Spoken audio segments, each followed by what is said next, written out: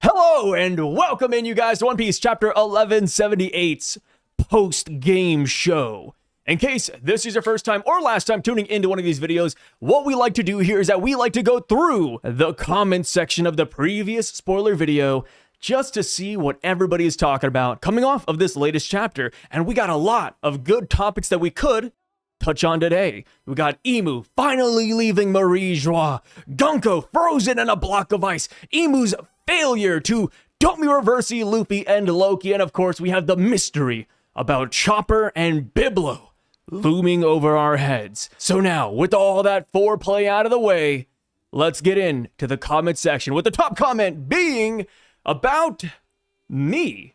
Okay, I don't read the leaks anymore. I wait for Sai to read them to me, brother. I like that. It's kind of like I'm reading bedtime stories, huh? Hey, as long as you guys are reading the chapter, though, when it releases for yourself, I think that's pretty cool. I appreciate it, guys. This says, next chapter, Imu, let Mu tell you. 800 years ago, Luffy simply says no. Yeah, this sounds like a Luffy thing to do, but for us, the fan base, we would be mauling. I know I would. I'm gonna be so for real, dude. If Imu is willing to drop Joy Boy lore, Davy Jones lore, D-Clan lore, Ancient Kingdom lore, and Luffy says no and smacks him again, I'm gonna be a little bit tight. I'm not gonna lie, man. I get it. It makes sense for Luffy. But for us, the audience, we want to know. Hell, maybe even Robin would be like, wait, Luffy, stop for a second. Let Imu say what he's about to say. This says, Imu took Usopp's threat personally and ran his IP address. Yeah, I do wonder if Usopp didn't have that big speech last chapter where he talked about how Imu is over here using other people's powers against him, how they're not willing to get their hands dirty. Did that really egg Imu on? I do wonder. Because here's the thing, right after Usopp said that, Imu did try to initially use Domi Reversi on Luffy and Loki. I almost feel like Usopp's words just flew right over his head. But we'll see, Usopp is still in close vicinity, so I'd like to imagine if Imu does show up to Elbaf, he goes after Usopp first. Like, hey, let me just kill this long-nosed dude now that I'm here, and then I'll focus on Luffy and Loki. I doubt he'd do that, but still, it would be pretty funny. This says, I love that Zoro thinks being a good doctor means you can slap the demon out of somebody. Funny enough, I feel like this is a thing in some Japanese folklore about how if you are possessed by a demon, or if you're possessed by like an ogre or spirit or something like that, you can theoretically just throw things at the person, usually salt, and it will purify their soul. And those guys were kind of considered doctors to an extent. So maybe there's like a bigger play here that I'm just not seeing. But yeah, Zoro just big braining the Chopper Domi Reversi explanation. Love to see it. Mechanical Heart is probably for the Devil Fruit users of the Holy Knights, so the contract cannot be overridden by a Devil Fruit's will. Oh, that is a really good idea. Yeah. Because that's a big thing, right? Initially, we were all kind of questioning like, okay, can you have Imu's contract and a Devil Fruit at the same time? And of course, when we hit Elbaf, we saw St. Sommers, we saw Gunko, and it's like, okay, the answer is yes. But maybe that's because they got around some sort of stipulation by having a mechanical heart. I don't think this is a bad idea. Of course, this is a theory built upon another theory, so we'll see. Maybe this is a comment that we'll have to revisit in the coming years. I kind of feel like you're ahead of your time right now, brother. This says, Gunko waking up from a living nightmare. Yeah, next chapter. Since it does look like we'll have a second or two before Imu potentially shows up, I do want to throw that in quotation marks. I wonder if we'll unfreeze Gunko. Will we simply look at the ice block and say, hey, that weird shadow thing is gone? Maybe we just let this girl go? Or maybe Brook runs up and he's like, hey, I need to talk to her real quick. Guys, please. Luffy, Loki, undo the ice. It makes you wonder. Again, I would be kind of afraid if Imu were to just instantly take over Gunko one more time. Even though we know that's most likely not going to happen, the Straw Hats have no clue. They have no idea what they're dealing with. So maybe they just let Gunko slide for a little bit. This next comment says, Mu finally gets to go on a field trip. And look at the username and picture. It is from Saint Norona Imu himself. Brother's happy, man. He's living life out here. Kind of curious how often Imu actually leaves the Holy Land. Like when the Gorosei got the phone call, Were they like, oh, it's that time of the month? Or is it one of those scenarios where it's like, oh, shoot, he's serious. You know, we've never seen him leave the flower room before. Can he even do that? I do wonder, man. And of course, you know, a big question on everybody's mind is, where is Emu going? Personally, I do think he is going to Elbaf. I've seen people have other theories, but let's see if we'll find any of those comments in the comment section. This says, the God Knights are just puppets being controlled by Eustace Captain Kidd. You know, if it is a mechanical heart, like true and blue, made out of steel or some sort of iron, Kidd could realistically just, you know, force pull them to him. He could shoot them away. Kidd would be kind of broken here, man. And same with Law. We do know that Law has an ability to shoot your heart out of your body. Dude, Kidd and Law should have came to Elbaf, man. Where are they? Thing is that Kidd was last seen off the coast of Elbaf. If he did wash ashore somewhere, naturally, it would be here in the land of giants. And then there's Law. Law was going to Winter's Island originally, but of course he ran into Blackbeard and then he had to flee on Beppo. So now you might be wondering, where could they go? Well, here's the thing. The closest island to Winter's Island is Elbaf, because the log pose has not reset yet, or at least it shouldn't have. So there is a good chance we get Kidd and Law here, and that would be a lot of fun. You know, and those are the two guys, again, that beat Big Mom. At the start of this arc, the Giants were like, hey, Luffy, thanks for taking out Big Mom. We heard what you did. Hell yeah, brother. And what did Luffy do? He scratched his chin and had a question mark, because he did not do that. Is that maybe a hint that Kidd and Law will show up soon? And here's the thing. They both lost their pirate ships recently. What is Elbaf known for? Atomwood. I do think that if they came here to Elbaf, if they both make it ashore, they could get brand new ships because they beat Big Mom. Maybe the Giants feel like they owe them one. I think that'd be massive. But of course, it would get really dicey with Kidd showing up because, of course, Dorian Brogy kind of effed him up a little bit. So they're going to have to settle that one way or another. Maybe they'll just chalk it up to pirates being pirates, but we will see. All right, so this comment says, I think a Ragnir user froze the shipwright giants back in the day. Yes, the OG Galera. I agree with this. I feel like when it comes to freezing the ancient giant shipwrights, it's either the former user of Ragnir, or it's someone who had the Hiei no Mi, Aokiji's devil fruit. And I feel like it does make a lot of sense if it was just simply the Ragnir user. And maybe it's for a good purpose too. Like, hey, you know, we need your shipbuilding skills in the future. We're gonna freeze you real quick. And maybe they all agree to it. I think that would be pretty damn sick. And again, you know, it goes back to the whole thing where it's like, hey, whoever has that devil fruit could control the ancient giant shipwrights. Maybe it's not because of the Nidhogg fruit specifically, but it's because alongside that, you would get control of Ragnir. Ragnir is the one who can thaw the ice, if they can do that. I like to imagine they can. Like, if you created the ice, surely you're able to get rid of it. So yeah, I do not mind this theory one bit.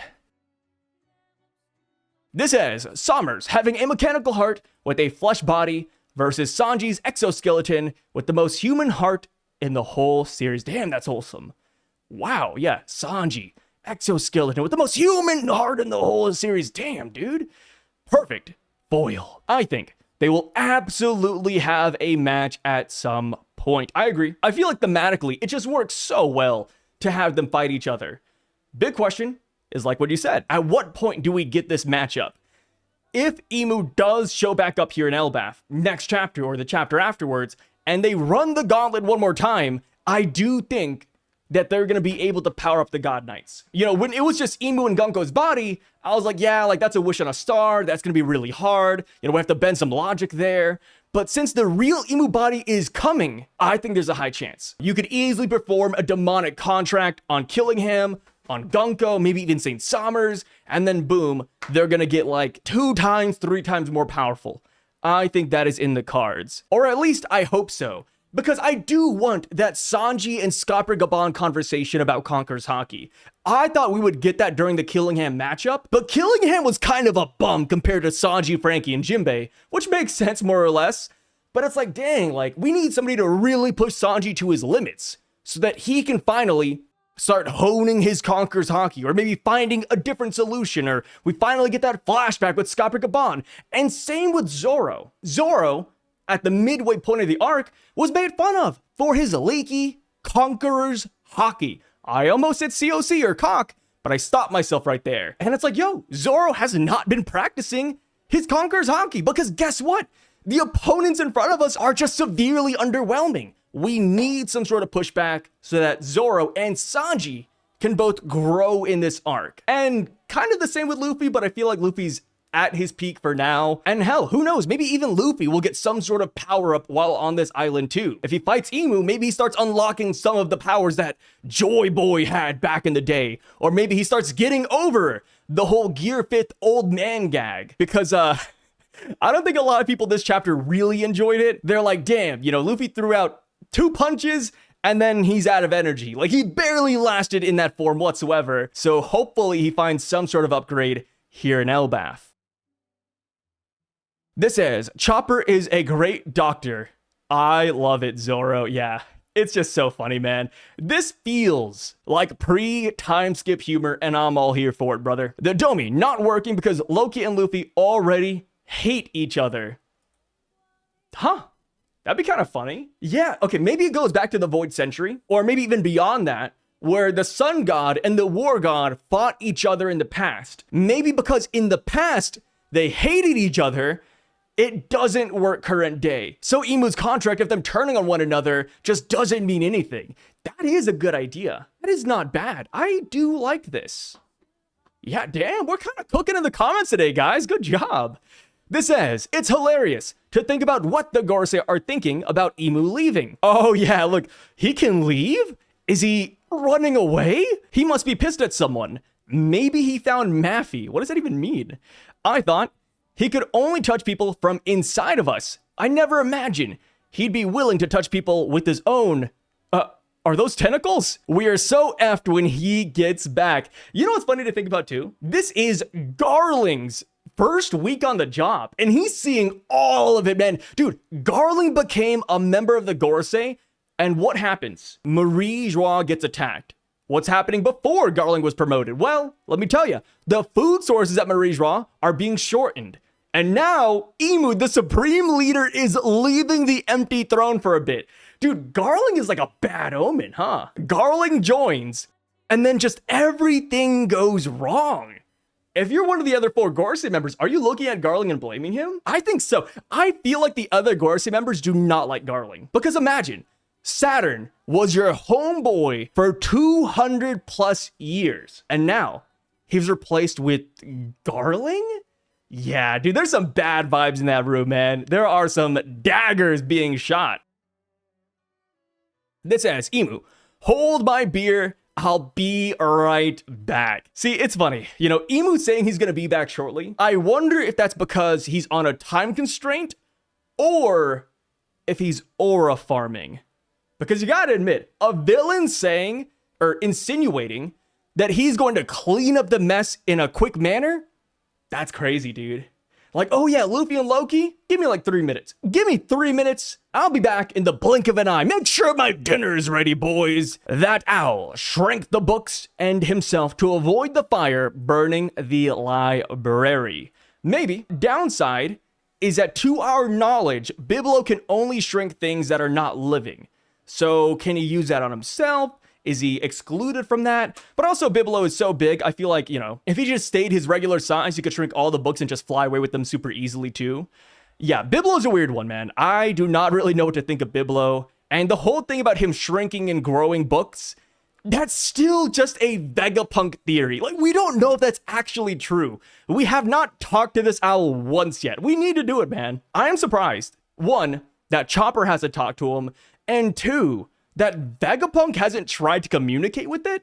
Because surely Vegapunk, the genius among geniuses, has some sort of device that allows them to talk to animals. Like, come on, dude. Vegapunk has been here before. You're telling me they were not curious in a possibly 900-year-old owl? I know I would be. This says, this right here is going to be how Blackbeard takes over. Shows up when Imu is gone and takes over the place. Imu is going to lose to Luffy and Loki, and when they return in a weakened state, Blackbeard kills and takes their power. Ooh, not bad. You know, a lot of people do believe that Blackbeard will take Imu's powers one day. I think my main thing is, would Oda do that right now? It just feels too soon in a way. Maybe, you know, if Oda wanted to really pick up the pace on the story, I could see this happening, but I just feel like it's so soon though. Yeah, I feel like this isn't the time to beat Imu. Like, we still need the Void Century lore around Imu, Joy Boy, and Davy Jones. We still have not met a majority of the God Knights. The Straw Hats haven't even been to Marie Joie yet. Yeah, I don't know about that. Like, I don't hate the theory. I think it's pretty good because, of course, you know, again, a lot of people do think that Blackbeard will kill Imu eventually. But right now, though, if we're speedrunning, I'd say that this is not a bad idea. But personally, I feel like it's too soon. I feel like it's still too soon. And another thing, too, is that we don't know if Blackbeard is the one attacking Marie Joie. You know, Blackbeard was monitoring the situation last we saw. So we don't really know how that's going to pan out. I like the theory, though. You know, I do like this idea. This is definitely one of those comments that really caught me off guard. This says, the last time Imu got insulted this hard, it was by rocks. It's cool that they mentioned that the Holy Land is on fire, and it seems like Mu just doesn't give a shit. Yeah, it could be that, or it could be that the whole fight at Marie Joie is over, right? Because when we pan over to the Holy Land and we see the burnt down buildings and the destroyed buildings, there is just a swooshing sound effect. So we don't hear people still, you know, clanging their swords. We don't hear any yelling.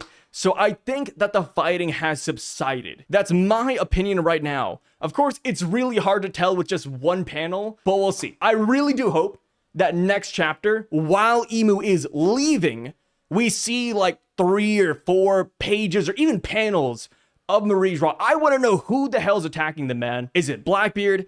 Is it Shanks? Is it Dragon? Is it Cross Guild or just some other weird third party? I gotta know, brother. I gotta know. Imu said, F it, I'll do it myself. What's that one quote? There's a quote where it's like, if you want something done right, you do it yourself. And I feel like that's maybe how Imu's feeling. Like, yeah, the God Knights have disappointed me. The Gorosei were bums at Egghead. Let me go. You know, I gotta make my move now. It almost reminds me of Kaido in Wano, where at the beginning, you know, Kaido's over here flying around, he's all drunk, and then boom, he stumbles upon Luffy. Of course, it was merely an accident that Kaido ran into Luffy, but when he did see him, he said, you know what, I'ma do this myself. I know that my boy Jack the Drought is right there, but I'm gonna fight Luffy real quick. I'ma do it. This says, I think Oda is not really building up Sommers. He's actually building up into Sanji's final opponent, Saint Shepherd Jupiter. That is right. You know, we gotta remember, people often forget because, you know, we just call him Saint Sommers, but he is Saint Shepherd Sommers. We don't know if this is like, you know, Jupiter's son, nephew, brother, or etc., but they are related. Yeah, so maybe Sanji beats Sommers, and then Jupiter wants revenge, and then they fight each other in the final war. That would be pretty fire. But of course, I should probably read the rest of the comment. It says, I'm pretty sure the celestial dragons use technology to extend their lives beyond normal means. Not everyone can become a god knight, and we have seen how incompetent Sommers is. Perhaps it took him hundreds of years to become a god knight and to actually attain immortality.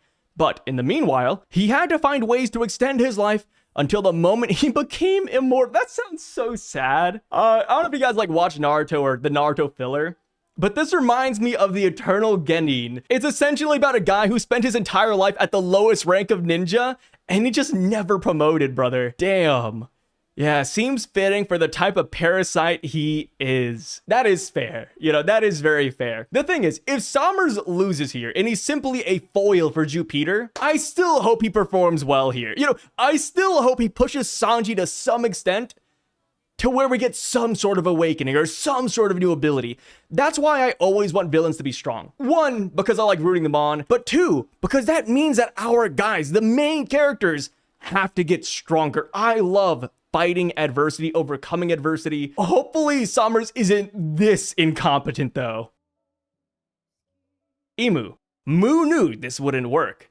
Loki, why try? Imu. I thought it would be more of an inexperience issue But now Moo sees it as plot hacks. Yeah, fodder control. That's what I like to call Domi Reversi, you know, Ice Oni disease. The whole thing about Hody Jones having like 100,000 fishmen joining him. It's just fodder control. That's all it is.